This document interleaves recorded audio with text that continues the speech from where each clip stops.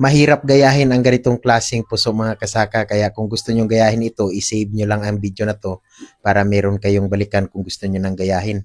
So dalawang lukay pa rin or dahon ng niyog ang ginagamit dito. So ginaganito lang siya. Ayan, ginawang parang ribbon. Tapos ipasok itong dulo. Ayan, tapos itong isang lukay naman, yung dulo din niya. Ayan, ipantay, halos ipantay lang natin sa kabila. Ayan, ganito. Tapos, dito natin siya iikot sa gitna. Tapos, dito naman natin ipasok o ipalusot. O, ipalusot yan dito. Ayan. So, medyo mahirap palagayahin ang ganitong klaseng puso.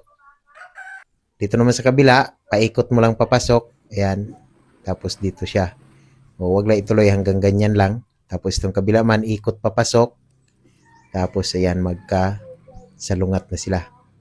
Tapos kabila na naman. Ikot papasok palagi yan mga kasaka. Ayan. Tapos lusot dito sa kabila. Ito namang isa, ikot papasok pa rin. So laging ikot papasok yan. Itong part na to kapag makaligtaan nyo, sigurado ako mahihirapan talaga kayo nito. So ngayon, dudukutin natin dito sa gitna. Okay. Pagkatapos, ipasok natin dito. So ito na yung last sa kabila. Tapos na yung kabila. Ngayon dito naman, sa kabilang side. Ayan. Dito sa gitna, hihilahin lang natin ito ng konti. Ayan. Tapos dito natin ipasok ang dulo ng lukay. Or dahon ng niyog. Ayan. Tapos dito naman, ipasok natin. At yun, ayos na. Okay na ito. Hihigpitan na lang itong mga kasaka at yun, parang forma na itong, di ko alam kung para siyang tipaklong or parang ibon. So dito naman ay iiwaan lang natin. Ayan, tapos pasok natin itong dulo para lock. Dito kinurtihan ko siya na parang buntot ng ibon. Pero depende naman yan sa inyo kung ano yung gusto nyong ikurti sa party na to. Ayan, tapos yung ulo naman ang gagawin natin. Ito. Hinihiwaan din tapos ipasok dito para magsisilbing lock. So gagawin ko na yung ulo. Ganito lang ang paggawa. Ayan.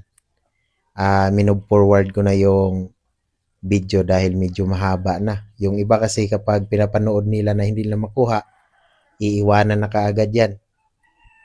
So ayan. Kung gusto nyo nga palang gayahin itong mga kasaka, i-save nyo lang talaga ang video na to. At kung pwede rin, i-share nyo na lang at mas maganda i-follow nyo rin ako para kapag mayroon na naman akong bagong ituturo na ganitong klaseng mga content ay ma-update kayo. So ganito lang ang paggawa dito mga kasaka. Gagawa tayo dito ng parang dalawang bilog o parang ring. Pero ito ay design na lang. Kumbaga pang paganda na lang ito sa forma ng puso na ginagawa natin. So, ayan. So, mabilis lang itong matapos. So, yung iba naman nag-request sa akin yung simpleng puso lang daw, yung parang diamond. Siguro sa susunod na araw, gagawa ako ng video tutorial nun. So, ito na siya mga kasaka. Ayan, ayos na ito. Ito yung unang ginawa ko.